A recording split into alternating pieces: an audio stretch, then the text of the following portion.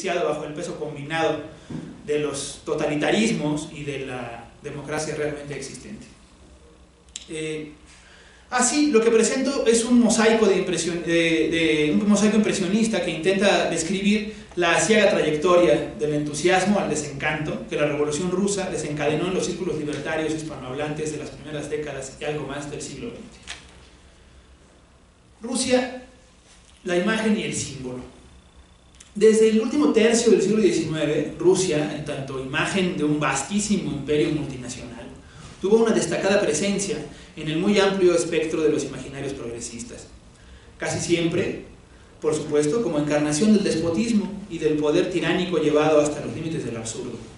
La prensa radical de las más diversas tendencias y en las más lejanas latitudes miraba hacia los dominios del zar con una mezcla de recelo y atemorizada reverencia. Sin ir más lejos, desde los últimos años hacia los últimos años del siglo XIX, a Porfirio Díaz se le decía el zar de México, ¿no? y los gobiernos más o menos totalitarios que condenaban a los reclusos a trabajos forzados, pues tenían sus Siberias sin importar qué tan tropicales fueran, ¿no? El Valle Nacional o en la estepa argentina, ¿no? Siberia, existía como este referente ruso, ¿no? La tradición específicamente anarquista fue bastante prolija en la elaboración de este emblema político del poder absoluto, en gran medida a causa de que entre los más connotados impulsores de aquella filosofía se hallaban dos pensadores rusos de enorme potencia, Mijaíl Bakunin y Piotr Kropotkin, nada menos. Si a ello aunamos la manifiesta simpatía anarquista por las luchas de los populistas rusos y los nihilistas, no ha de extrañarnos la consistente presencia de una especie de aura rusa en los torrentes fundamentales del pensamiento anarquista. Así, desde los años de la Primera Internacional, se seguían con atención los acontecimientos de Rusia desde las filas del anarquismo, y las luchas emprendidas por el pueblo ruso se incorporaron sin dificultad al imaginario ácrata sobre la revolución. De modo que ya para la época de la Revolución Rusa de 1905, los destinos del pueblo ruso estaban plenamente incorporados a la agenda internacional de las redes de prensa anarquista que cubrieron con amplitud aquel alzamiento rebelde. Los propagandistas de la acracia, siempre al acecho de una posible gran revolución por debajo de cualquier acto rebelde, así pareciera a primera vista insignificante, no quitaron del todo su atención de las sucesivas agitaciones del pueblo ruso, al que miraban próximo a levantarse contra el dominio de los zares. El entusiasmo por una revolución inédita. El resto vino solo. Si Rusia era imaginada desde la cultura radical como el epítome de todas las tiranías, no resultaba sorprendente que la caída del régimen de los zares, a raíz de la Revolución de Febrero, fuera ampliamente celebrada por los círculos libertarios y las sociabilidades afines, echando las campanas al vuelo por lo que se presumía, no sin razón, era el inicio de una nueva era. En Barcelona, el prestigioso periódico Tierra y Libertad, por cierto, unido simbólicamente desde su propio título a las luchas del campesinado ruso, se sumó en tono jocundo a la celebración de la Revolución de Febrero. Dice el periódico: faltaríamos a la verdad si dijéramos que la agonía y muerte de la aristocracia rusa no ha puesto en nuestro corazón un poco de alegría. Así como cuando muere un tío de esos que ha pasado la vida amontonando millones, bailan contentos desde la viuda, que por regla general suele ser joven y guapa, hasta los más lejanos parientes y los más ínfimos servidores del difunto. Así, la última mueca del autocratismo moscovita ha producido el bailoteo general de todo el mundo. Quien más, quien menos, todos saldremos beneficiosos con el testamento que le han hecho firmar al reído y bailado muerto. Con todo, termino la cita, con todo, el texto no dejaba de poner en claro las prevenciones propias de una postura radical. La caída del régimen monárquico era sin duda un avance, pero aún hacía falta mucho más para conseguir una auténtica revolución social.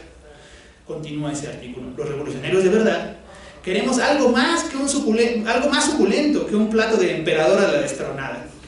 No es con ensaladas rusas ni con platos de esos como puede saciarse el hambre universal. Con un tono más solemne, pero compartiendo el mismo espíritu de fondo, al otro lado del Atlántico, el periódico Germinal del puerto de Tampico, en su primer número, interpretó esta primera revolución rusa, esta primera fase de la revolución rusa, como un destello de esperanza en un panorama marcado por la barbarie de la guerra y la explotación. Pues había surgido, cito, la chispa vivificante de la revolución, precisamente allí donde la reacción tiene tenía su cuartel más formidable, donde la tiranía clavaba sus puntas de bronce, donde el monstruo del despotismo parecía tener 1000 cabezas, cada una de las cuales estaba defendida por barreras de acero. Y concluía con espíritu optimista: la Revolución Rusa es un augurio risueño, una feliz promesa que anima nuestra fe en la esperanza de un nuevo y más esplendoroso renacimiento de la civilización y de la humanidad. Termino la cita. Este mismo entusiasmo por la caída del régimen zarista había sido ya anticipado por Ricardo Flores Magón, quien desde las páginas de Regeneración no dudó en señalar esta fase de la Revolución Rusa como un signo del despertar de la humanidad que iba, cito, disipando los vapores de la embriaguez patriótica, cierro cita, para dar un paso hacia la redención revolucionaria, no sin dejar de alertar sobre los peligros que había de afrontar la naciente revolución en medio del nudo geopolítico de las ambiciones extranjeras. Casi no podía ocultarse que apenas por debajo del optimismo se agitaba la urgencia entre los más radicales de extender más allá los logros de esta revolución prometida. Ante esta suerte de imperativo revolucionario, vale hacer notar que la Revolución Rusa comenzó a ocupar un lugar central en las páginas de la prensa anarquista rusa, de la prensa anarquista iberoamericana, ya reseñando los acontecimientos, debatiendo con los socialistas de las distintas regiones, compulsando las informaciones que llegaban del exterior. Pero además de esa notoria presencia explícita, la Revolución Rusa permeó, especialmente a partir de octubre, las discusiones y los debates ideológicos del anarquismo, obligando a reafirmar definiciones principistas en torno al papel del Estado, la autoridad, la táctica revolucionaria, entre otros temas acuciantes. Algunos periódicos consagraron amplio espacio a la publicación de escritos teóricos sobre el Estado, en un diálogo no explícito con los acontecimientos de Rusia y el giro que tomaban teniendo en mente un debate teórico con el bolchevismo. Poco a poco, a medida que fluía la información e iban tomando forma los avances de la lucha revolucionaria y sin perder un ápice de entusiasmo por la misma, la prensa ácrata en español, publicada en todo el mundo, se vio impulsada a precisar algunas diferencias tácticas y programáticas respecto a la revolución bolchevique. En el Cono Sur, en el semanario anarquista El Hombre de Montevideo, se planteaban ya algunas tensiones fundamentales entre anarquistas y bolcheviques desde diciembre de 1917, cuando empezaron a advertir una tendencia del Partido Comunista a erigirse como un intérprete del pueblo ruso. En suma, su valoración de la coyuntura rusa buscaba cierto equilibrio crítico. Dice El Hombre: reconocemos que si se compara el gobierno de Lenin y de Trotsky con otros gobiernos anteriores de Rusia, incluso de Kerensky mismo, hay un sensible progreso que señalar. Y si se compara con gobiernos de otros países, la diferencia entonces es enorme. Pero nosotros, los anarquistas, no podemos estar con ningún gobierno, por más avanzado que sea, desde que nuestro objetivo, conviene repetirlo, es la libertad del hombre y no el gobierno de los pueblos. Con todo y estas reservas, para enero del 18, ese mismo periódico montevideano suscribía un llamamiento de los anarquistas de Buenos Aires, en el que se secundaba en lo fundamental el programa de los maximalistas rusos, en tanto este pugnara por la implantación del comunismo, la abolición de la propiedad y la supresión del militarismo.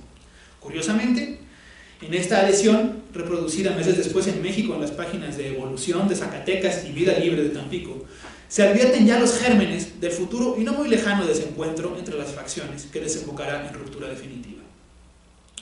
Por su parte, la prensa anarquista en tierras mexicanas se hacía eco de buena parte de las noticias y posicionamientos ideológicos sobre la Revolución de Rusia que se publicaban en periódicos libertarios de la península ibérica. El periódico Luz, de aquí del Distrito Federal, entonces Distrito Federal, hoy Ciudad de México, dirigido por Jacinto Buitrón y heredero de la época dorada de la Casa del Obrero Mundial, se ocupó muy poco de la Revolución Rusa, mucho más atento a la consolidación de un proyecto cultural anarquista, al contrario que de otras publicaciones que como Germinal permanecieron atentas al acontecer mundial, o como Vida Libre, que no dejó pasar la oportunidad de inscribir la Revolución Rusa en una larga onda rebelde que se remontaba a la Comuna de París.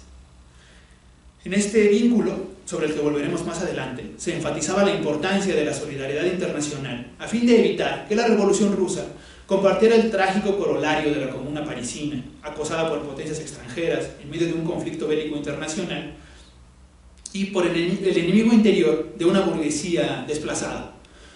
Los proletarios del mundo tienen la palabra, sentenció Vida Libre, llamando a la acción solidaria. Kronstadt, el pecado original de la revolución bolchevique. Es un poco más que un pecado original, es como Caín y Abel, y la quejada del burro ocupa el ejercicio del poder, ¿no? Digamos, tiene esa, por hacer el símil bíblico, aunque suele considerarse como esta especie, está orlado de este gravísimo error estratégico, desde una lectura, en las críticas que se hacen al poder bolchevique. Al interior de Rusia se registró una multiplicación de grupos anarquistas a partir de la Revolución de Febrero de 1917. Esta ampliación del movimiento no necesariamente se tradujo en una mayor influencia sobre los acontecimientos, debido por una parte a la notoria desorganización y a la pobre coordinación al interior del propio movimiento. Una de las potencias y las debilidades de los movimientos anarquistas es justamente su aparente falta de organización. En este caso implicó una debilidad porque incluso algunos anarquistas, algunos simpatizantes de estos grupos anarquistas terminaron por adherirse al bolchevismo al no encontrar una línea clara respecto a en esta coyuntura.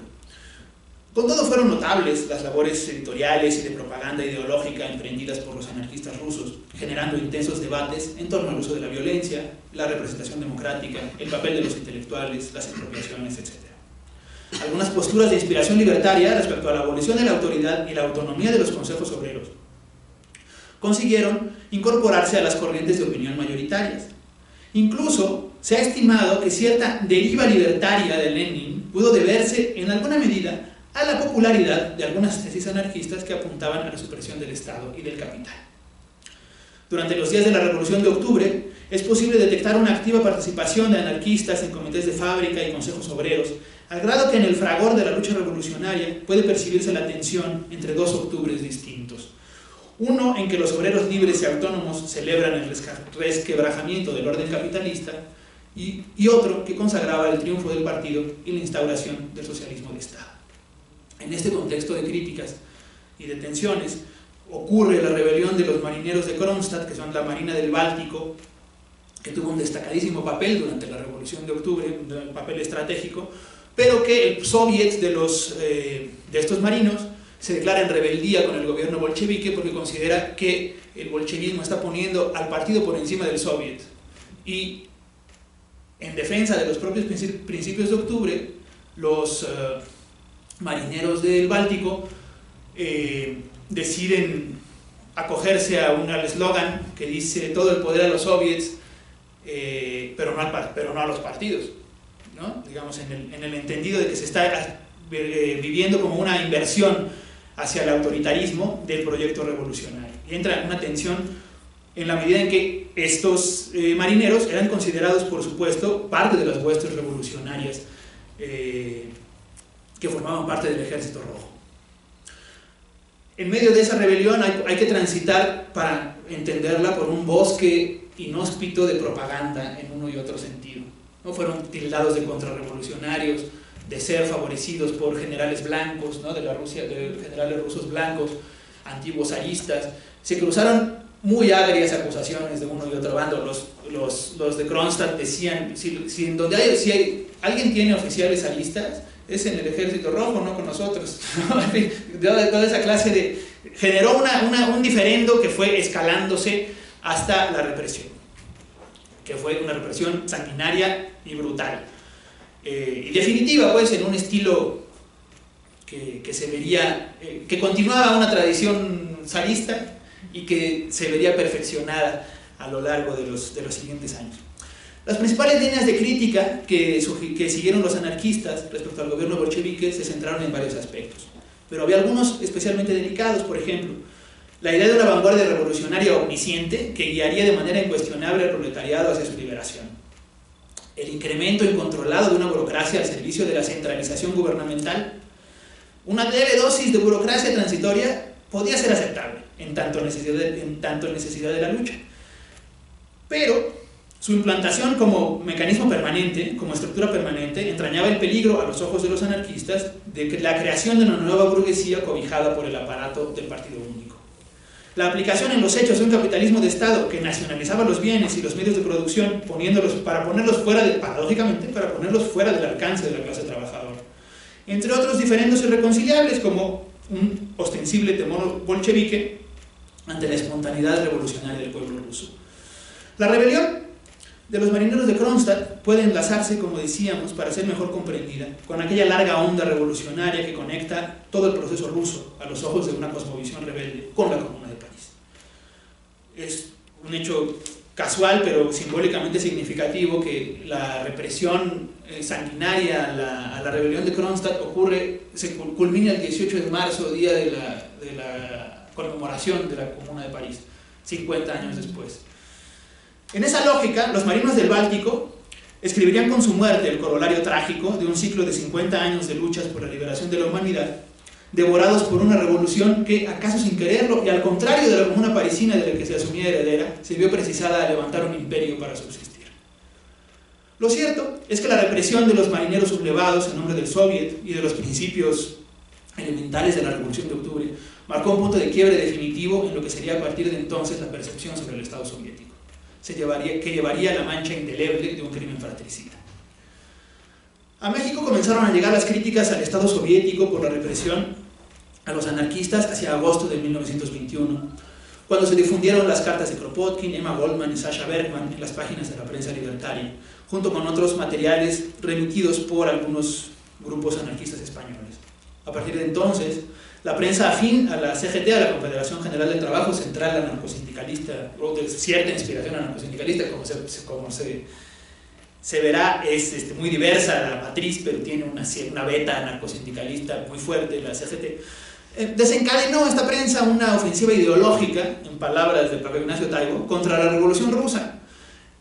Estos debates, en lo que se refiere al desarrollo del movimiento obrero mexicano, serían definitivos para minar una, hasta entonces, convivencia fraterna entre comunistas y anarquistas. Como en una suerte de efecto mariposa, el trágico desencuentro en las gélidas costas del Báltico desató rupturas y divisiones en tierras tropicales. Mientras la divisa revolucionaria bolchevique era todo el poder para los soviets, los anarquistas del mundo no tuvieron mayor reparo en contemplarse a sí mismos como compañeros de viaje de la Revolución Rusa. Pero en cuanto se perfilaron en la práctica, y no solo como una especulación táctica o doctrinal, los visos de una dictadura del proletariado, afloraron de nuevo antiguos resquemores ideológicos que se remontaban, cuando menos, a las feroces disputas entre Bakunin y Marx en tiempos de la Primera Internacional. Pero si además dicha dictadura se inauguraba con la represión a los anarquistas y sus impulsos autogestivos, cualquier posibilidad de reconciliación empezó a parecer lejana hasta volverse imposible.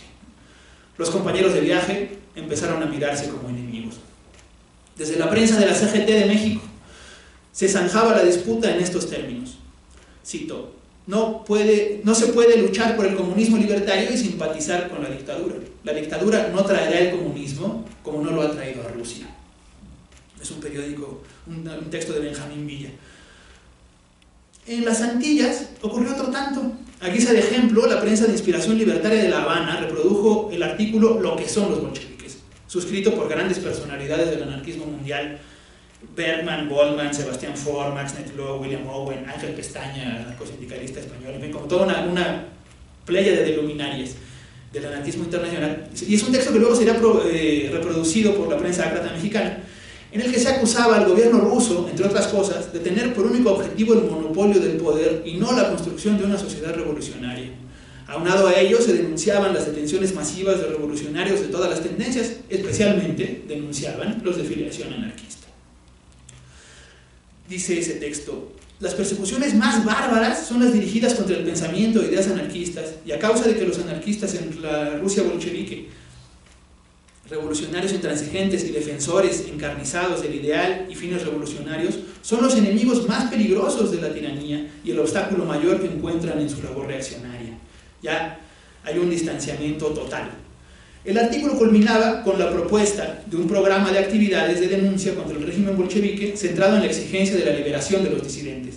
A la postre, algunos de los más reputados anarquistas que habían librado la pena de muerte fueron puestos en libertad y expulsados del país.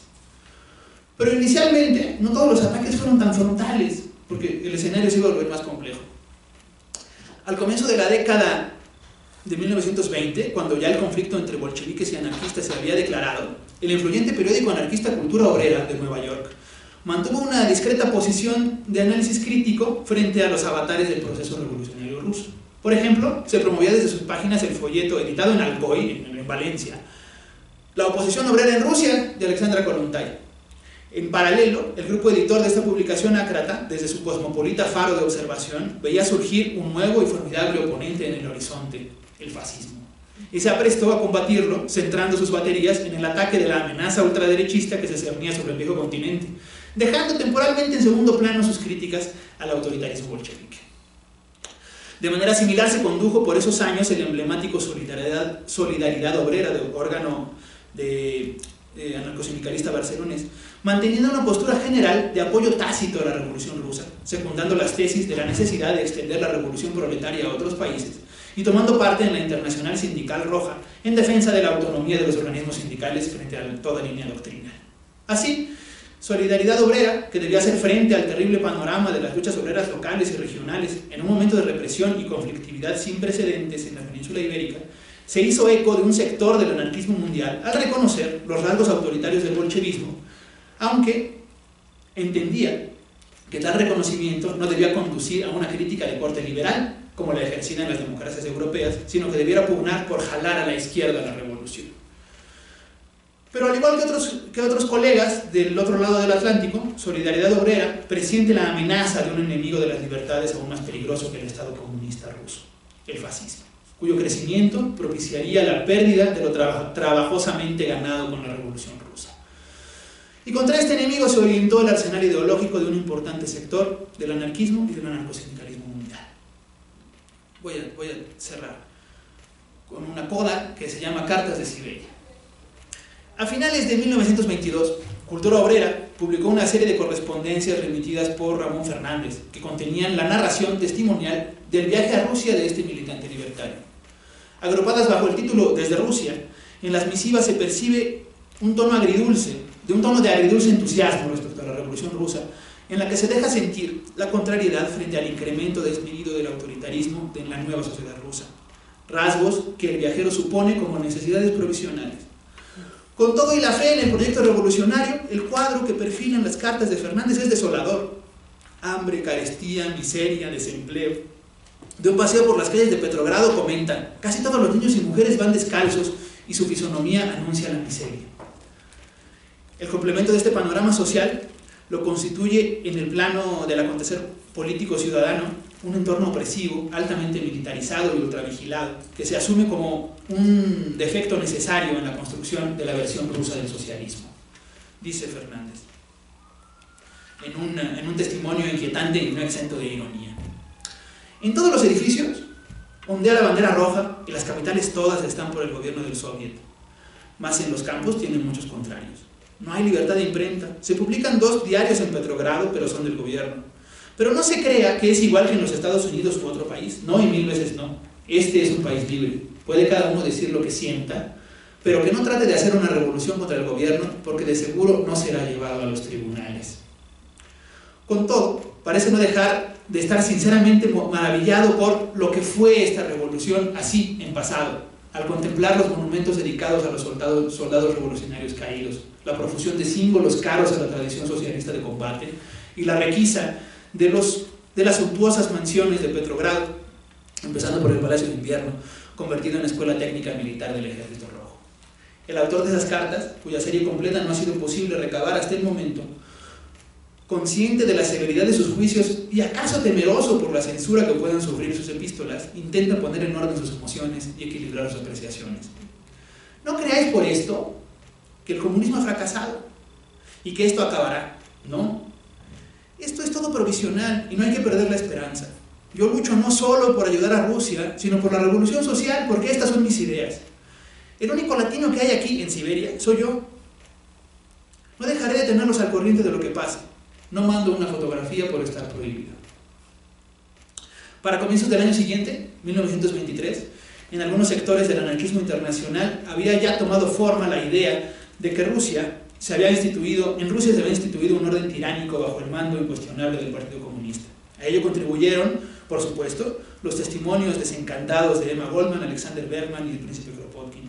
Todos ellos y otros más anunciaron el surgimiento de un orden tiránico al que, con apego a los más elementares principios libertarios, había que denunciar y eventualmente combatir. En un complicado contexto en el que, por si fuera poco, ganaba fuerza el fascismo en el otro extremo del espectro político. En ese ámbito, la parisina Revue Anarchiste dio cabida a un escrito posteriormente reproducido en Cultura Obrera y otras publicaciones que buscaba rehabilitar la imagen del movimiento magnovista, de este movimiento de anarquismo rural en Ucrania, y de su líder Néstor Magno en su legítima dimensión revolucionaria. Tal escrito culminaba con este llamamiento: que las masas rusas se reposen de las luchas y sufrimientos soportados durante la Guerra Mundial, la Revolución y la Guerra Civil, y entonces sacudirán el yugo de la dictadura de los comunistas autoritarios y eliminarán la peste estatal. Muchos años antes, en su obra clásica La conquista del pan, escudriñando el oscuro mecanismo de las revoluciones y a propósito de la paradigmática Revolución Francesa, Piotr Kropotkin delineó un vaticinio que, no obstante su amargo realismo, retrata de cuerpo entero el incansable espíritu revolucionario del pensamiento ácrata. Dice Kropotkin: si el orden queda restablecido, los colectivistas guillotinarán a los anarquistas, los posibilistas guillotinarán a los colectivistas, que a su vez serán guillotinados por los reaccionarios. La revolución, entonces, tendrá que volver a empezar. Una revolución, a no dudarlo, que como las matrushkas, contendrá en su interior otras muchas revoluciones. Muchas gracias.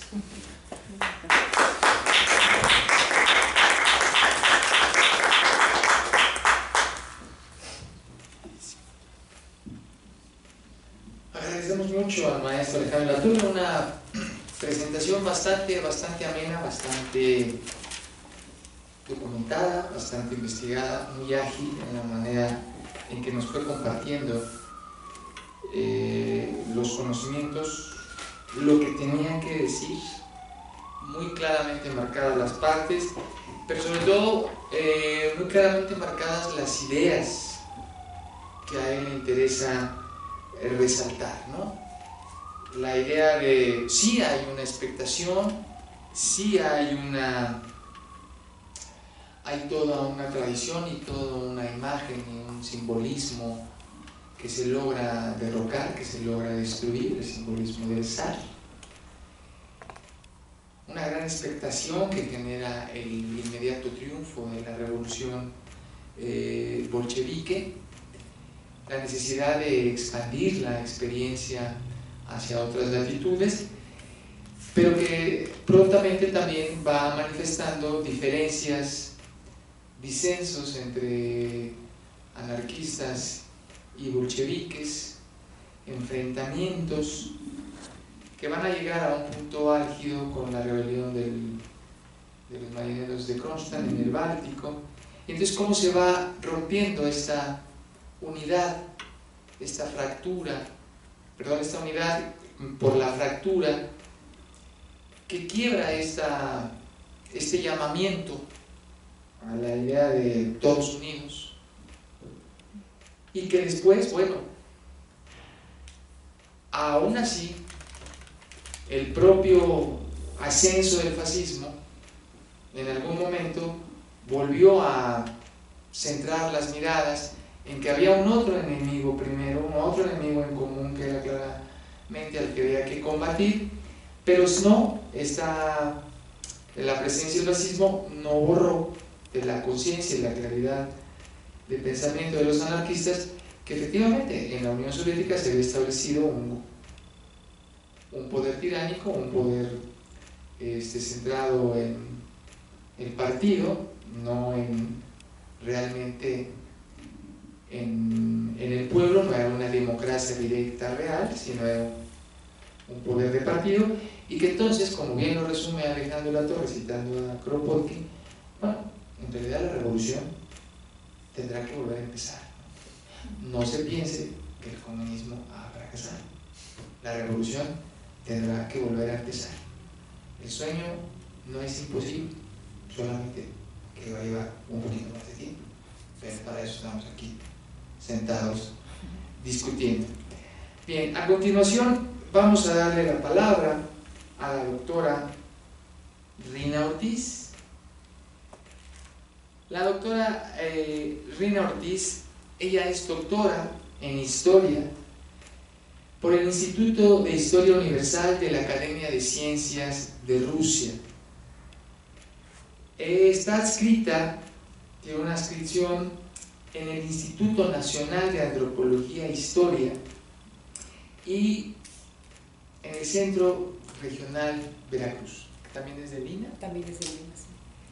Ella, dentro de sus líneas de investigación, trabaja el movimiento comunista en México, la Internacional Comunista, y ha también investigado la vida y la obra de Alexandra Kollontai, y estas investigaciones le han permitido publicar importantes trabajos como Los Conspiradores Rojos, actividades sediciosas en México en los años 20, Alexandra Kollontai en México, Diario y otros documentos, La Telaraña Roja, Los Agentes de la Internacional Comunista en México, de 1919-1925, y La Inteligencia Política y los Extranjeros, 1910-1951.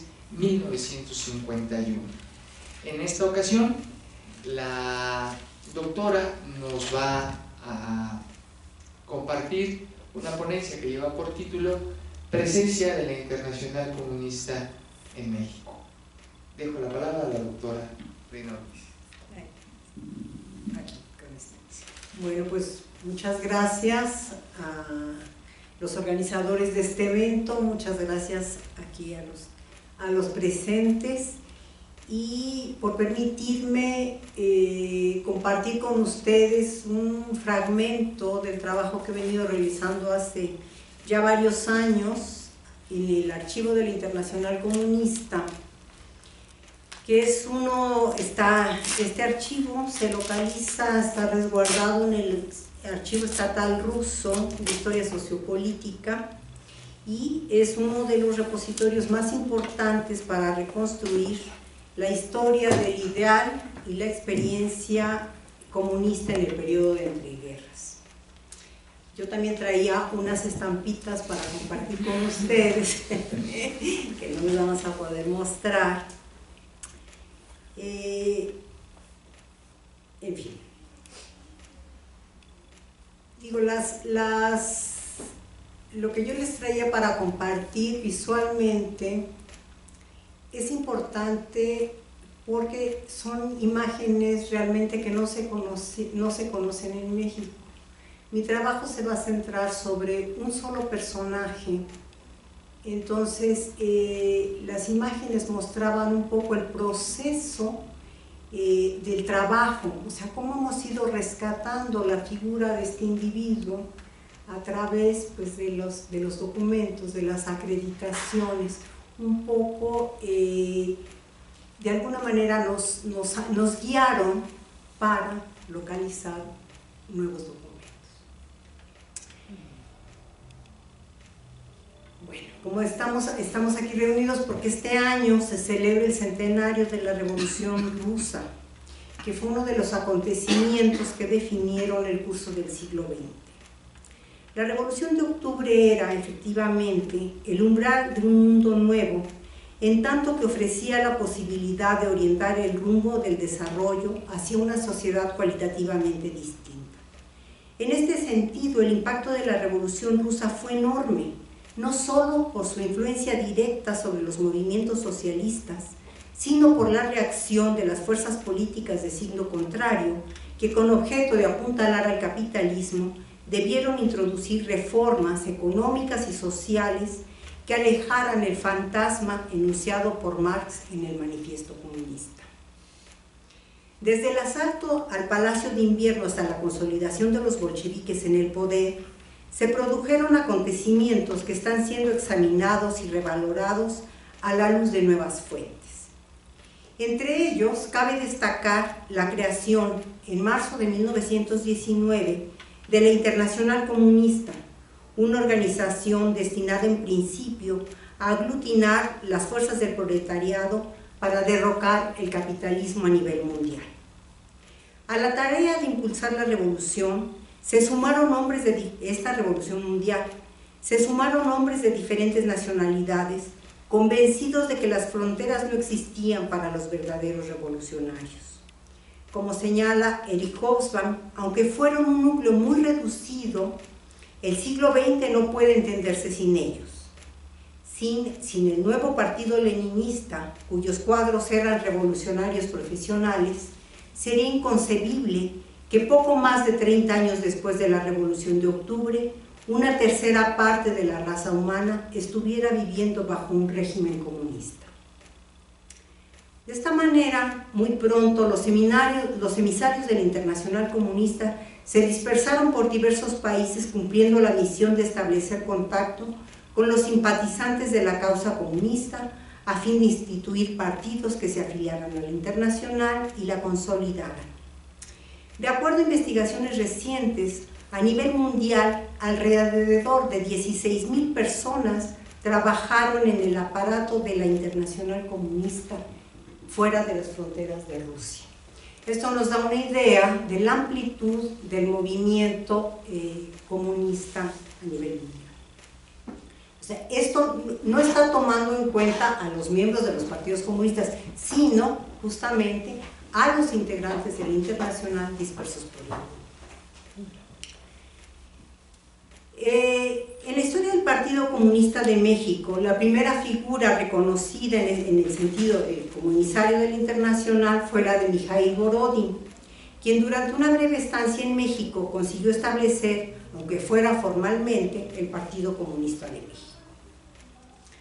Mucho menos conocida es la actividad desarrollada por Edgar Vogt, alias Alfred Stirner, quien fue la pieza fundamental en la comunicación que se estableció entre el Partido Comunista de México, el Partido Comunista Mexicano, y la Meca Comunista en Moscú.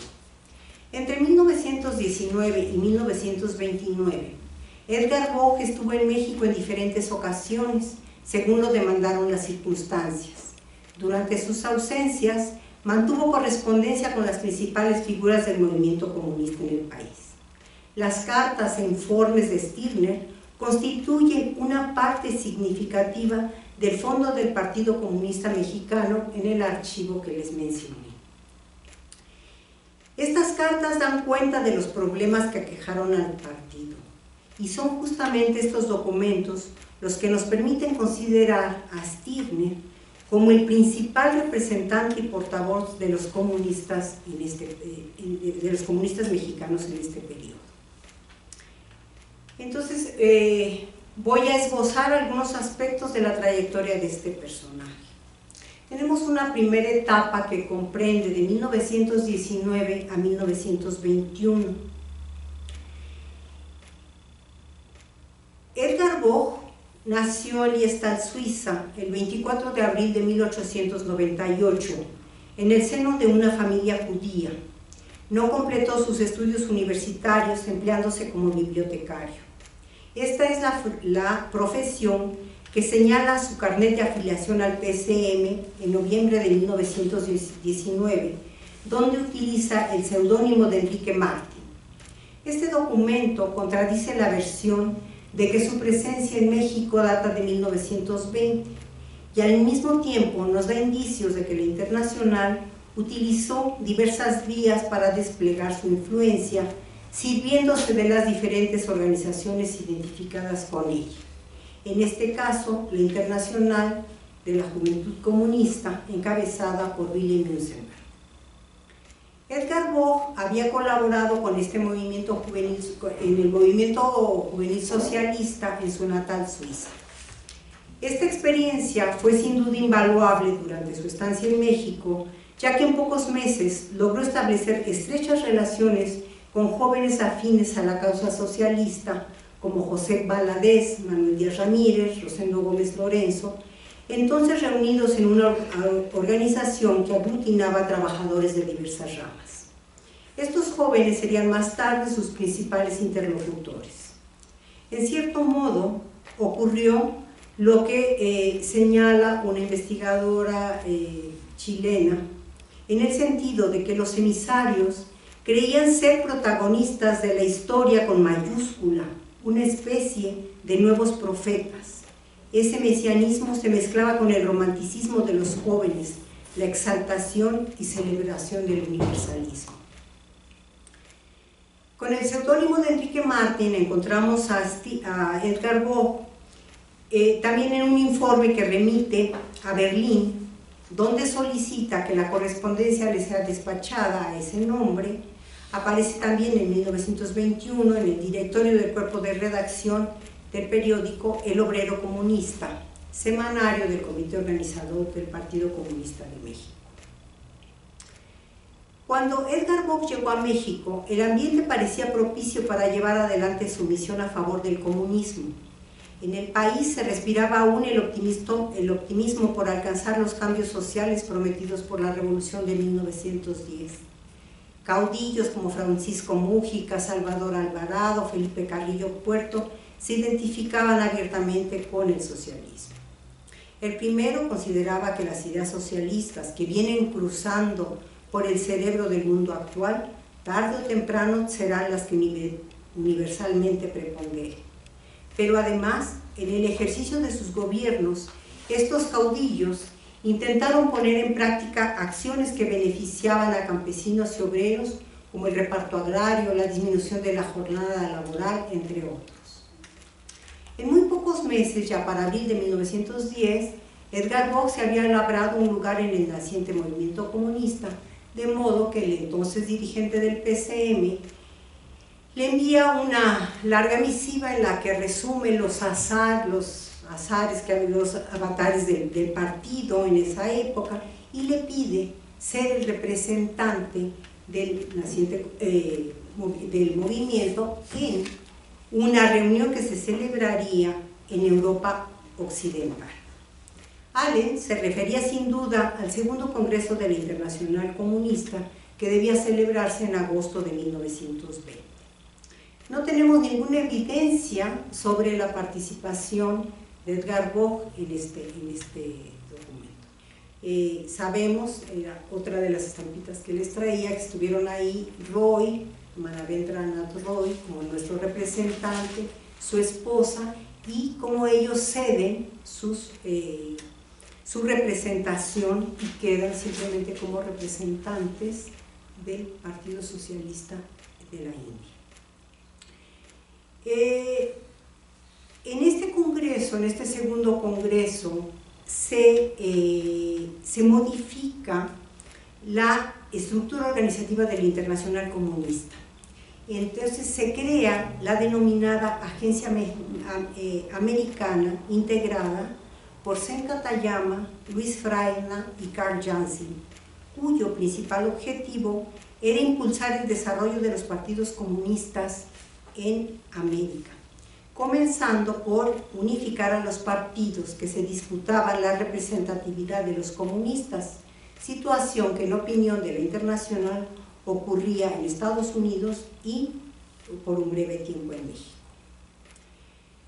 Entonces, los documentos nos muestran que a partir de este momento existieron dos canales de representación del Partido Comunista. Por un lado, a través de esta agencia americana recién creada, y a través de Edgar Vogt. Esta segunda línea es todavía muy poco conocida. Entonces, y si bien esta actuación simultánea no fue excluyente, es perceptible que durante los primeros años de existencia del partido coexistieron dos posiciones respecto de la línea que debían seguir los comunistas. Recordemos que México emergía también de una revolución y que el entusiasmo por llevar adelante las reformas sociales seguía vivo. Apenas 2 años antes, en 1917, se había promulgado una constitución que consignaba amplios derechos para los trabajadores. Así pues, por un lado, encontraremos a militantes que desde el pragmatismo pretendían ir ganando terreno utilizando los resquicios que brindaba una revolución aún no agotada y que consideraban al campesinado un factor imprescindible en la lucha. Del otro lado estaban quienes veían en las resoluciones y directivas del Comintern la principal guía para la acción. Edgar Vogt perteneció sin duda al primer grupo. Es decir, él pertenecía durante toda su gestión a la línea más flexible, a la línea que sugería, que demandaba que se tomaran en cuenta las particularidades regionales. O sea, ya dentro de la propia Internacional hay divergencias porque había quien decía que era imposible imponer un solo modelo de desarrollo comunista. Stirner salió de México días antes de la primera convención de la Federación Comunista del Proletariado Mexicano, celebrada del 15 al 22 de febrero de 1921, y regresó al país unos meses después, en septiembre. En estos meses, José Valadez le dio cuenta de las principales noticias: el desarrollo de la convención y la formación de la CGT, en la que cuando se funda, logran obtener el control los comunistas. Lo van a perder muy pronto. También informa de la conducta de algunos miembros de la organización comunista. Se perfilan otros problemas que van a aparecer como una constante en los años siguientes, como por ejemplo las disensiones al interior del partido en torno al parlamentarismo, la relación con el gobierno o la posición frente al anarcosindicalismo de fuerte raigambre en el país. Las conclusiones adoptadas por esta Confederación Comunista del Proletariado Mexicano evidenciaron, a los ojos de Stirner, que los comunistas distaban mucho de sus pares en Europa y, cito, aunque son furibundos propagandistas de la Tercera Internacional, carecen de nociones claras y conocimientos sobre el socialismo científico o sobre los métodos de lucha comunista. Se someten a la mentalidad apolítica de las masas y, para no perder la confianza de las organizaciones obreras, el PCM declaró que no participaría en la lucha parlamentaria.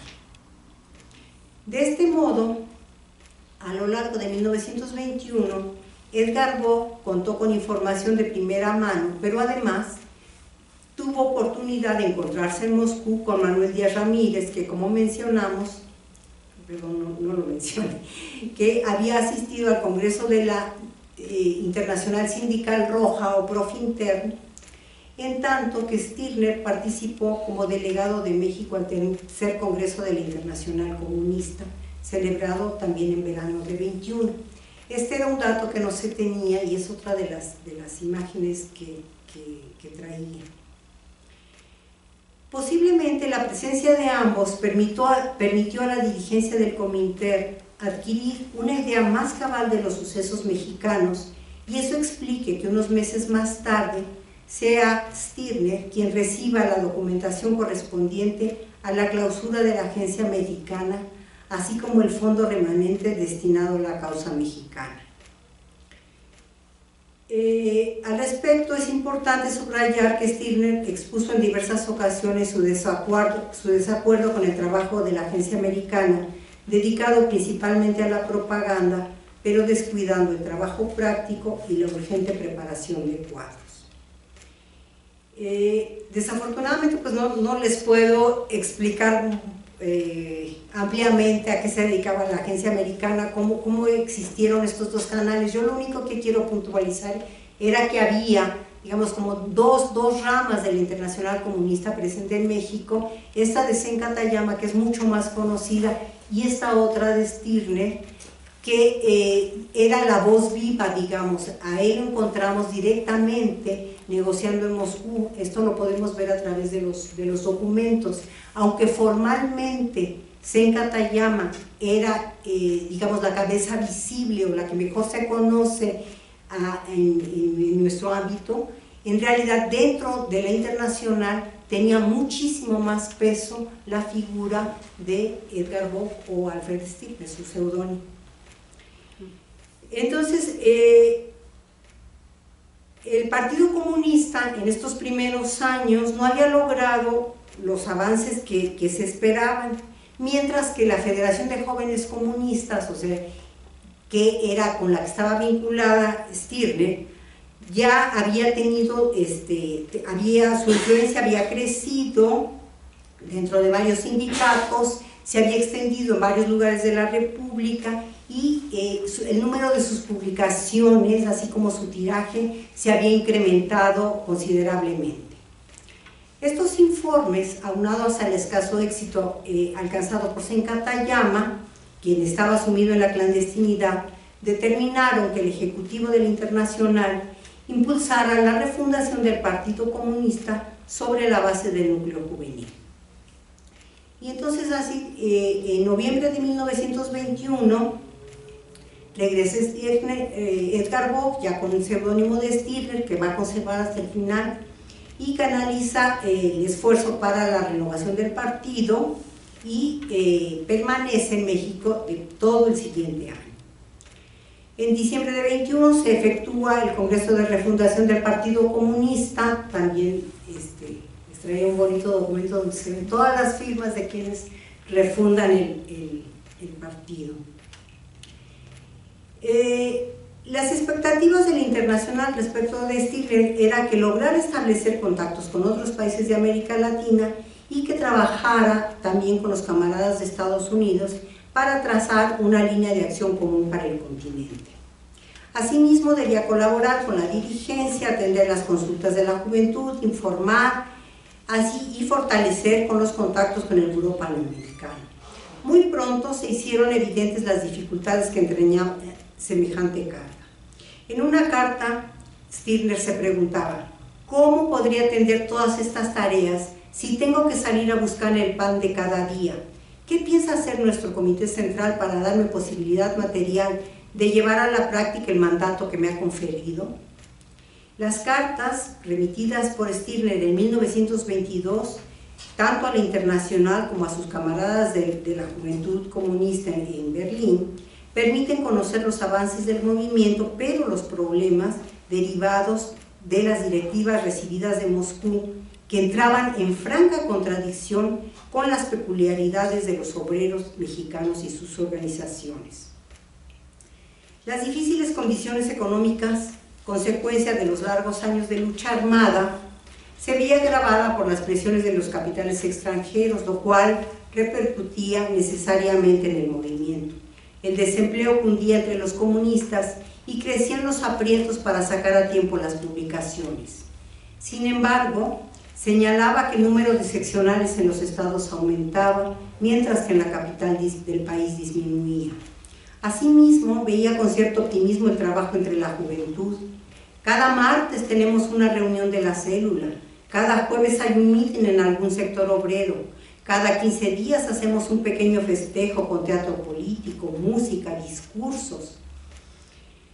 En su opinión, uno de los problemas más graves radicaba en la escasa educación de los obreros, poco informados, con unos conocimientos teóricos y con una confusa comprensión de la función que desempeñaba el sindicato, a diferencia de pertenecer a una organización comunista.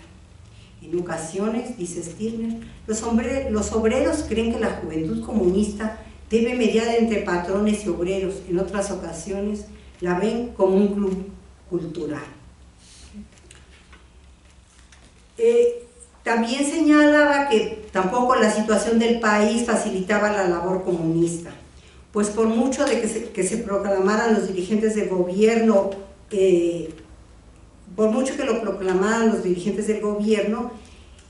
creaban mucha confusión. Ellos se declaraban, los propios gobernantes se consideran bolcheviques. Los líderes sindicales oficiales declaran ser los auténticos representantes del proletariado, haciendo creer que son ellos los reconocidos por la Internacional. Por otra parte, efectivamente, algunos caudillos radicales veían con enorme simpatía la causa comunista y pagaban los traslados, los viáticos. En las memorias de personajes como Cosío Villegas, en las memorias de Gómez Morín, se evidencia esta ayuda que están prestando en las de Mújica, la ayuda que están prestando a los comunistas y cómo se sienten identificados con este ideal. Pero bueno, a los ojos de Stirner no se ocultaban que los mismos comunistas distaban mucho de sus padres. Perdón, estoy aquí. Entonces, perdón, es que esta está repetida, discúlpenme.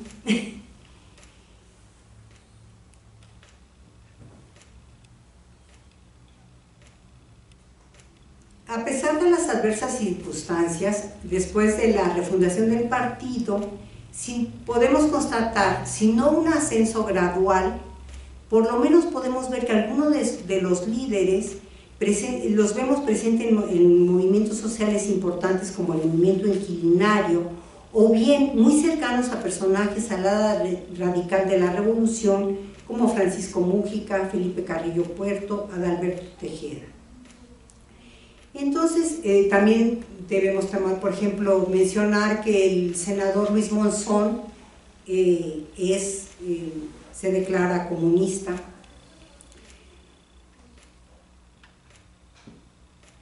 Sin embargo, este ascenso del movimiento lo ve Stirner solamente presencia sus primeros pasos. Él, hacia mediados de 1922, empieza a mandar una serie de cartas bastante desalentadoras. Tú decías que yo iba a hablar de mucho mayor optimismo. Ya él también para 1922 está viendo que llevar adelante la causa comunista va a ser muy difícil por las circunstancias del país, pero por las características de los propios militantes. Entonces él empieza tiene unas cartas a sus no directas a la Internacional, sino a sus amigos en Berlín, donde dice que él ansía volver a Europa porque cree que desarrollar el movimiento comunista es prematuro en América Latina, que no existen las condiciones para este desarrollo, que es preciso revalorar lo que se está haciendo en relación con América Latina. Entonces él solicita a la Internacional reintegrarse al movimiento en Europa. Y no sabemos con certeza si atienden sus peticiones o más bien aprovechan la oportunidad para participar como delegado como representante de México en el cuarto Congreso de la Internacional, que se celebró en Moscú en noviembre y diciembre de 1922. En este congreso se adoptó la denominada táctica del Frente Único, que planteaba la participación de los partidos comunistas en una lucha política de largo plazo, que suponía incluso posibles repliegues para los cuales los partidos comunistas debían estar preparados. En el caso de México, la aplicación de esta táctica tuvo importantes consecuencias, ya que en 1923 fue un año de definiciones políticas por la proximidad de las elecciones presidenciales. Durante todo 1923, Stirner permaneció en Moscú participando en diferentes sesiones plenarias y ampliadas, ya no solo como representante de México, sino de Sudamérica. Esta posibilidad de participar en un frente único le dio una mayor amplitud a la actividad comunista, aunque fuera por muy breve periodo, pero aquí sí logran consolidar su influencia en diferentes lugares. Sin embargo, esta táctica del Frente Único encontró ciertas reticencias entre los comunistas. En la correspondencia, Stirner indicaba que la nueva táctica y la participación activa del Partido Comunista en la política tendría que discutirse, y más que discutirse, llevar a la práctica. Te decía, es en la práctica política donde se reconoce a los verdaderos revolucionarios. Aunque no se le ocultaba que era difícil llevar a la práctica esto por el peso de las ideas anarcosindicalistas y porque veían los propios comunistas que aquí estaba el camino hacia la corrupción si participaban en política. Entonces, por eso enfatiza una y otra vez que esa resolución se había tomado después de largas y minuciosas discusiones en una comisión especial y con delegados de todos los países latinoamericanos, con representantes de los sindicatos revolucionarios de Francia y de España, con otros camaradas conocidos y antiguos luchadores. No se ha olvidado, les decía a los comunistas, no se ha olvidado ningún punto que pudiera demostrar las dificultades, a pesar de que existe una oposición a participar en política. Asimismo argumentaba, lo que hoy puede ser razonable y a favor del movimiento de emancipación, mañana puede formar un peligro para este mismo movimiento, y lo que ayer era imposible, hoy puede hacerse una necesidad. Reconocer esto es haber dado el primer paso hacia la revolución. Entonces, en este sentido, él pide a los mexicanos participar, a los comunistas mexicanos, participar abiertamente en varios frentes, ser mucho más flexibles. Entonces, pero esto implicaba trabajar en varias direcciones. Por un lado, avanzar en la organización obrera y después definir con qué fuerzas políticas había que colaborar. Entonces, esto era importante, pues porque si es un momento de definiciones, ¿a quién van a apoyar? Hay una lucha de caudillos en México y de parte de quién se van a poner. En estos años, en este año, en 1923, participan en la huelga de tranviarios,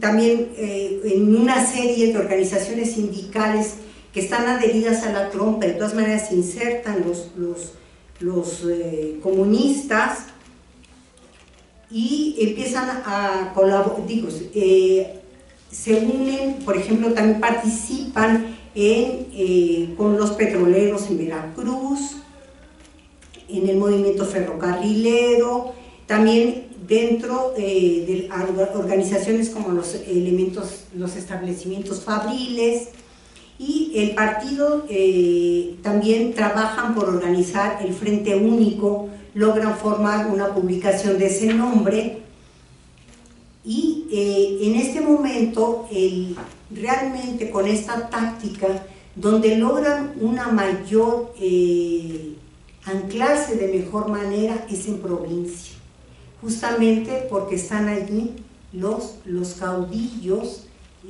que están en favor de los cambios sociales.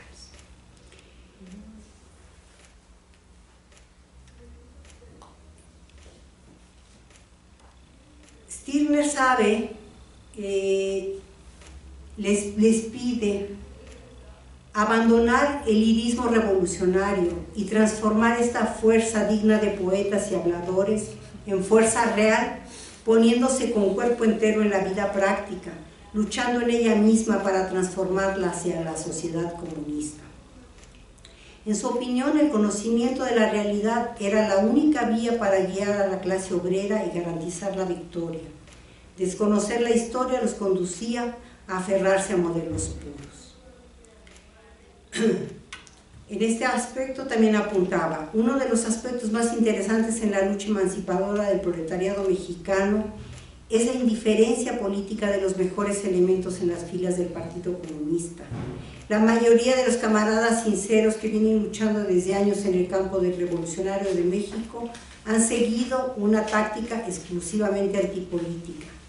Esta actitud, consecuencia de largos y amargos años de experiencia, ha creado una situación bastante difícil para el proletariado mexicano. Cerrar los ojos ante esta verdad sería seguir táctica de avestruces. Reconocemos todos la gran obra que ha realizado la propaganda anarquista en los países de América Latina. Entonces así tenemos que, bueno, como les decía, toman vuelo una serie de publicaciones y el auge del Partido Comunista se da en lugares como Sonora, Sinaloa, Coahuila, Tamaulipas, Veracruz, Yucatán y parte de Campeche.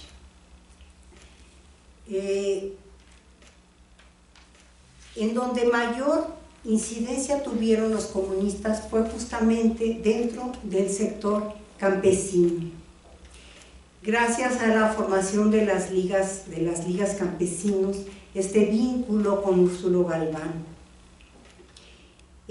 Asimismo, logran, gracias a la vinculación que tienen con Vasconcelos, que era entonces secretario de Educación Pública, se suman a la campaña de maestros misioneros, y esto les permite tener una incidencia mayor en muchos lugares del país a los que era muy difícil tener acceso. Pero bueno, como les decía, como la sucesión presidencial se avecinaba, entonces se analizan cuáles son las posibilidades. Por un lado está De la Huerta y por el otro lado está Plutarco Elías Calles. Entonces las posiciones de los comunistas se dividen. Hay unos que están en favor de Calles, otros que piensan que va a ser De la Huerta, va a ser el bueno. Entonces, lo que hacen los comunistas es mantener una actitud expectante, y esto va a traer consecuencias porque en el momento en que Calles gana la presidencia, porque una parte de los comunistas, hay que decirlo, apoyó a De la Huerta. Entonces, llegamos así a el año de 1924, en el que se produce en el ámbito de la Internacional Comunista la política que se llama la bolchevización, es decir, que se va a tratar de que todos los partidos comunistas tengan las mismas características del Partido Comunista de la Unión Soviética. Se va a abandonar paulatinamente la táctica del Frente Único, se va a buscar ahora sí que todos, sin excepción, sigan las normas que les está dictando el Partido Comunista, los bolcheviques. Entonces, esto implicó una mayor disciplina dentro de los partidos comunistas, y coincide también esta táctica, esta bolchevización, con el establecimiento de las relaciones diplomáticas. Viene como primer embajador Stanislav Peskovsky, que al mismo tiempo que embajador fue un agente de la Internacional. Este hecho era poco conocido. Ahora, pues gracias a la apertura de los archivos lo sabemos, y entonces vamos a encontrar que Peskovsky justamente va a tratar de que el partido se discipline. Él va a mandar una serie de informes en cuanto llega, prácticamente al mismo tiempo que está dando sus cartas credenciales, abre las puertas de la embajada y empieza a escuchar a los comunistas.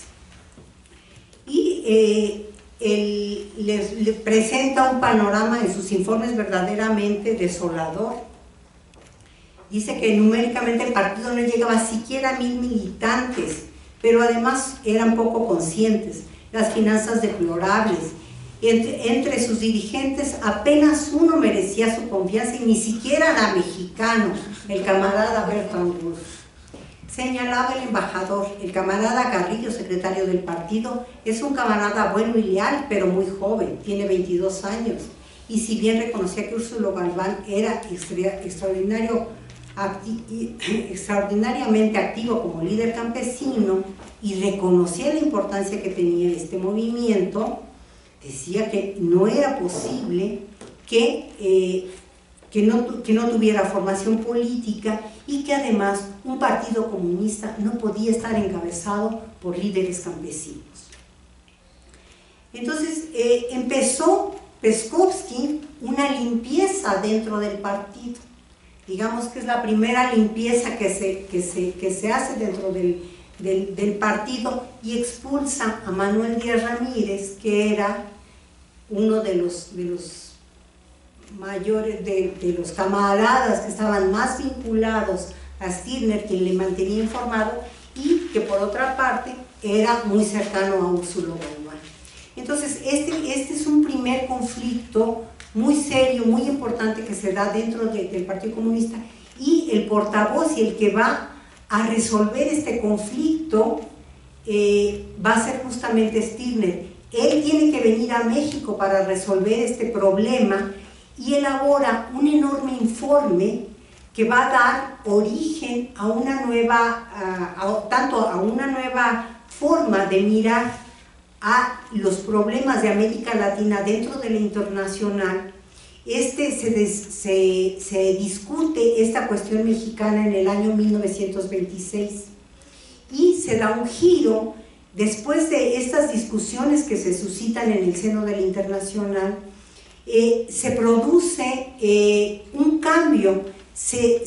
La internacional decide formar los denominados secretariados regionales, o sea, secretariados que ya dejen de estar, secretariados que se ocupen de las regiones, que no sea una persona como había sido el caso de Stirner, o que tengan otros emisarios como Peskovsky, sino que se estén analizando las circunstancias particulares de cada una de las regiones de América Latina. De este modo, este personaje, que es muy poco conocido, tuvo una importancia que todavía hace falta. Digo, nosotros estamos apenas empezando a estudiar su trabajo, todos los informes que presenta. Desafortunadamente, la mayor parte de estos informes están en alemán y yo no hablo alemán, hablo cualquier otra cosa, pero no alemán. Entonces, apenas estamos, digamos que en esta primera etapa, pero creo que es una perspectiva nueva para el estudio de lo que fue el movimiento comunista, no solamente en México, sino para América Latina. Muchas gracias.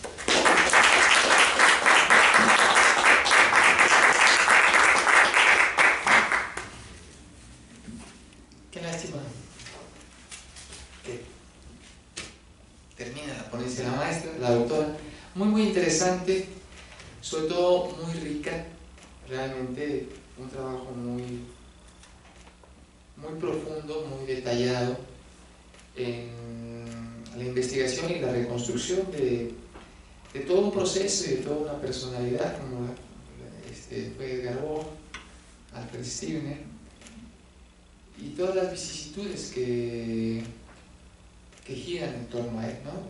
Es una investigación histórica que va dando pautas muy importantes para pistas, para enlazar con otra serie de procesos o investigaciones sobre el tema de la Revolución Rusa, sobre el tema de los movimientos de izquierda en México, el periodo postrevolucionario, temas que también de alguna otra manera se han tocado en otras mesas de este mismo evento, y que ahorita la doctora Ortiz realmente las acaba de referir con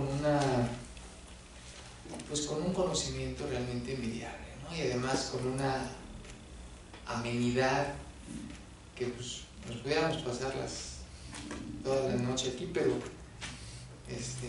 desgraciadamente no es posible. En este momento toca el punto de que ustedes como público que nos está acompañando, si quisieran hacer alguna pregunta a nuestros dos ponentes, si quisieran hacer algún comentario, alguna intervención, tienen ustedes la palabra.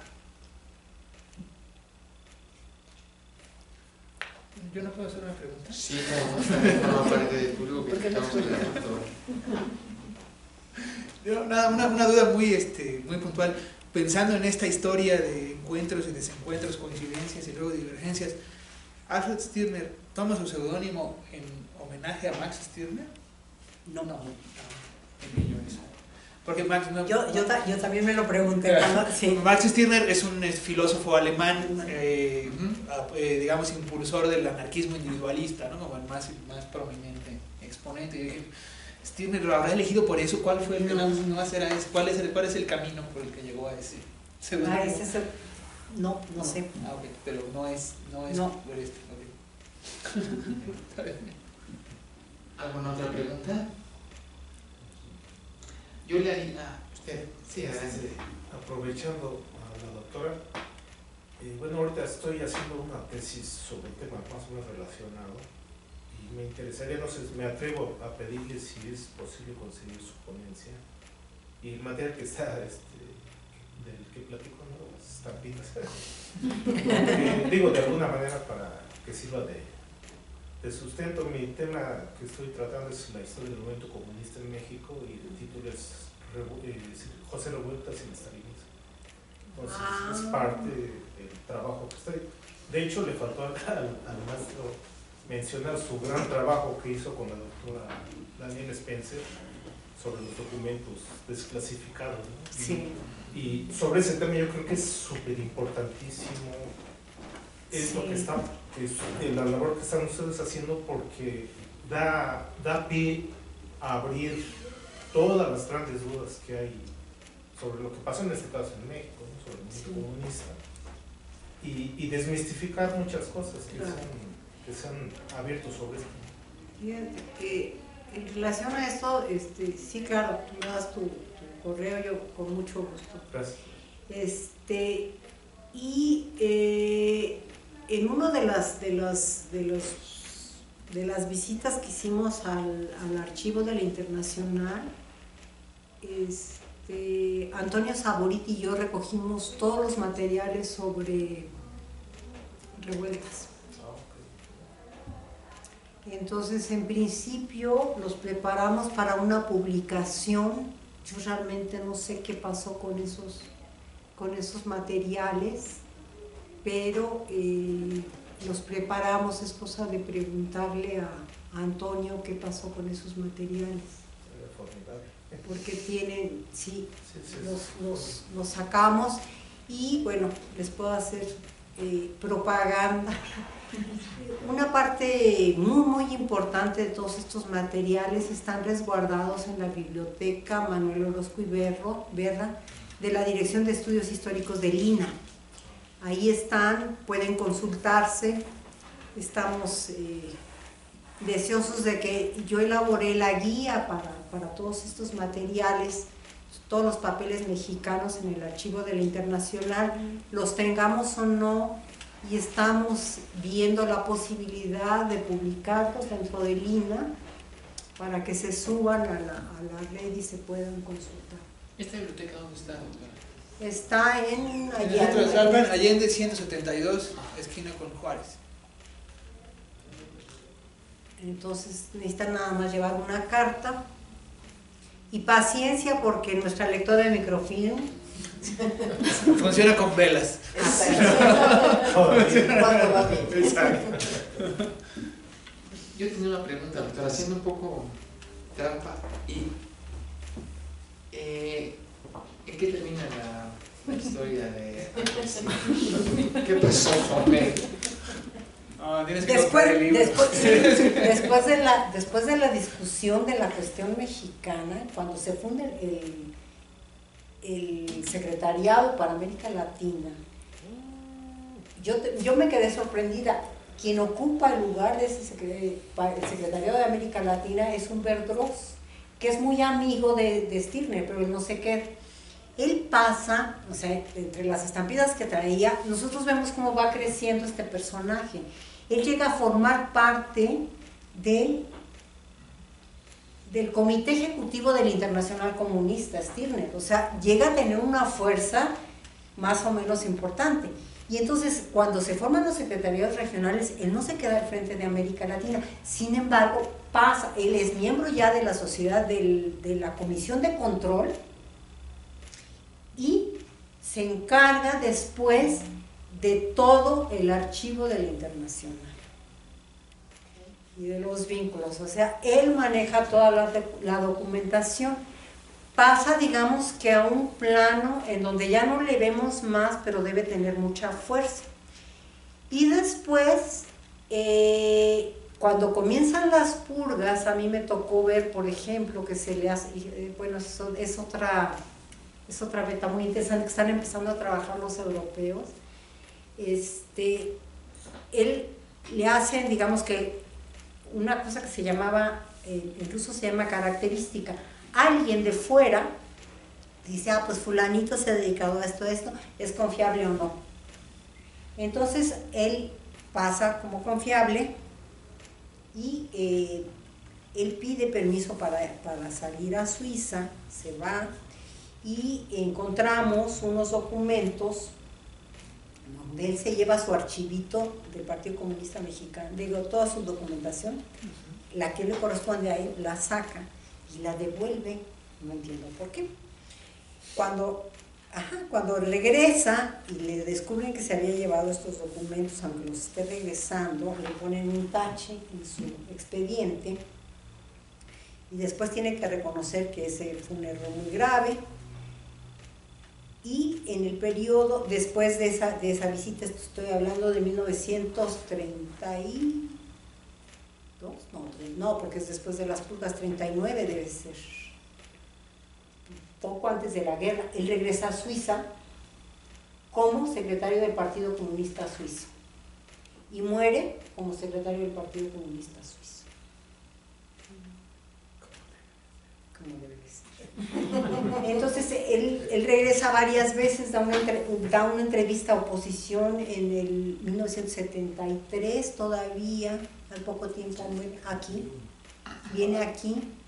O sea, hasta donde yo sé, hubo una célula que llevó su nombre, le festejan, yo vi ese número. A mí me tocó, yo estaba en esa época estudiando en la URSS, era muy joven y absolutamente ignorante, debo confesarles, porque yo serví como traductora en esa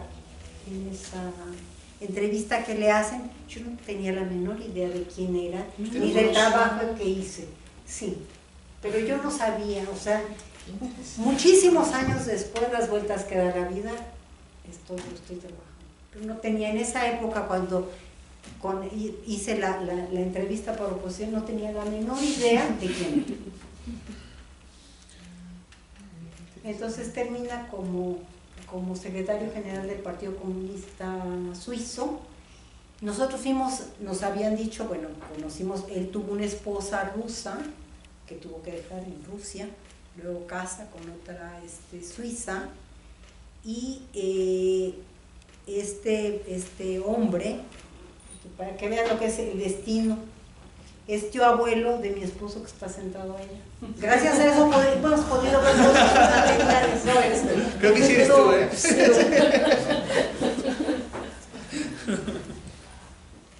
Entonces fuimos a Suiza a ver a su viuda y no me lo van a creer, pero ese día le incendiaron el archivo a la viuda. Cuando nosotros llegamos a su casa, olía quemado. Ocultaba un secreto terrible. Pues, yo no sé, pero no te puedes imaginar que en Suiza ocurran esas cosas. Es la clase de cosas que no pasan en Suiza.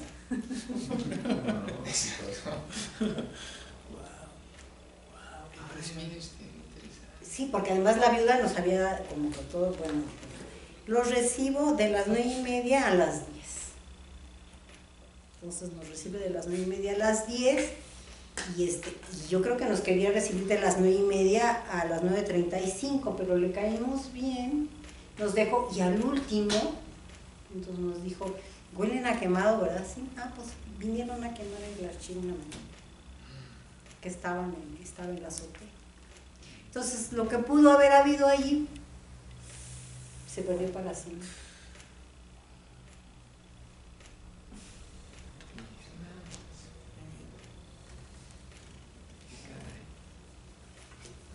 Bueno, pues realmente ha sido todo un placer, tanto por el contenido, el nivel, la exposición, evidentemente también por la personalidad y el carácter generoso de ambos ponentes, por la presencia y la atención que ustedes como público y todos aquí prestamos. Se hizo una mente muy agradable. Si no hay ninguna intervención, algún comentario más, queda darles las gracias, agradecer ampliamente al maestro de la torre, a la doctora Arlina Ortiz, habernos acompañado en esta sesión, y los esperamos el día de mañana también a las 5 de la tarde. Está por aquí la doctora Elvira Concheiro. Ella va a hablar también sobre, ahorita les decimos, es sobre ¿qué? El partido comunista, ¿qué era? Ahorita te digo, si quieres anunciar la de la siguiente semana, que son las que se... La siguiente semana serán... Sí, con la clausura y con Jorge Juanes y los ponentes que han participado. La siguiente semana estará aquí el maestro Jorge Juanes, también. Él va a estar el miércoles, ¿verdad? Sí, a las 5. A las 5 de la tarde, presentando ya como de la penúltima mesa de este gran ciclo. Hace un balance sobre el tema de... ¿Él es sobre los 150 años o sobre la Revolución Rusa? Sobre la Revolución Rusa. Sobre un balance ya sobre la Revolución Rusa. Y posteriormente tendremos también una mesa de cierre en donde están invitados todos los ponentes que participaron, quienes gusten venir, a hacer como una última reflexión colectiva, como un balance colectivo de todo lo que se aportó, de todo lo que se investigó. Nosotros hemos estado levantando una memoria fílmica del evento, ustedes la pueden estar viendo, la mayoría de ellas se logró transmitir en vivo, pero además están quedando los enlaces porque están subidos a internet, entonces pueden descargarlas, todas las conferencias completas. En algunos casos, que es posible, también me parece que se estuvo pidiendo, solicitando si los ponentes tenían su presentación por escrito. También se intenta, el licenciado David Moreno está queriendo también platicar y ver la posibilidad de que se haga no solamente un archivo fílmico, sino que se puedan publicar algunas cosas que los ponentes estén de acuerdo y que los trabajos ya consideren que estén listos para unas memorias del evento, porque en realidad el evento es muy importante, es un ejercicio muy importante, un esfuerzo grande, no solo en cuanto a la organización, sino en cuanto al trabajo de investigación teórico-intelectual de cada uno de los ponentes, porque todos realmente estuvieron a la altura y más de lo que se esperaba. Y este evento fue paralelo, está ocurriendo paralelamente también a la conmemoración de los 150 años de la publicación del tomo 1 del Capital, que también está ocurriendo en distintas sedes y del cual también se está levantando un registro fílmico y también se está queriendo juntar todo el material escrito para ver si se pueden sacar algunas memorias. Estos dos eventos que ocurrieron este año, digamos que son los primeros dos que sirvieron como para calentar motores, vamos a decirlo así, porque los próximos 3 años, 4 años, también son años muy importantes. El próximo año se celebra los 100 años de la Revolución Alemana. En 2 años, el próximo año también es el bicentenario del natalicio de Carlos Marx. En 1920 es el bicentenario del natalicio de Federico Engels. Entonces son eventos muy importantes que también van a convocar a una serie de estudiosos a discutir obra, a discutir investigaciones sobre estos temas que realmente son hitos importantísimos de la historia del siglo XX y de la historia del siglo XXI. También el próximo año se celebran los sí, 50 años, ¿verdad? Los 50 años del movimiento del 68. Seguramente también se organizará algo muy importante, pero sí es muy buen decir que el esfuerzo que se organizó en torno a los 150 años de la publicación del tomo 1 del Capital y de la Revolución Rusa fueron eventos de los más importantes que se han, al menos hasta ahorita, llevado a cabo a nivel mundial, por la amplitud, por la diversidad de temas, por el número de ponentes, el número de sedes, y la seriedad del nivel de las investigaciones que se han presentado. Entonces, están cordialmente invitados la próxima semana. Y mañana es la Revolución Rusa y América Latina. Mañana la doctora Elvira Concheiro habla sobre la Revolución Rusa y América Latina a las 5 de la tarde, y la próxima semana sería el cierre de este ciclo de conferencias sobre la Revolución Rusa, y también vendrá el 7, el 8, el cierre de los 100, el primer cierre del tomo 1 del Capital, porque quedan 2 o 3 conferencias que se retomarán en enero, y ahí se hará la gran discusión sobre el tomo 1 del Capital. Los que quieran asistir están cordialmente invitados. Muy amable. ¿Sí? Gracias. De estas pláticas que hemos tenido aquí, ¿van a ser una publicación? Estamos queriendo, el licenciado está viendo, está trabajando para ver si se puede hacer. Lo que ya está disponible son las grabaciones de video que se encuentran. ¿En dónde las podemos encontrar? En la página de la editorial, www.editorialitaca.com.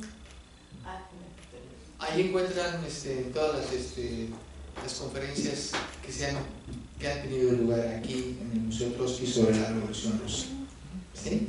Del otro ya les informaremos con todo gusto en cuanto si se concreta esto, que se puedan conocer. Es muy importante conocer esta materia. Muchas gracias, que les vaya bien. Buenas noches.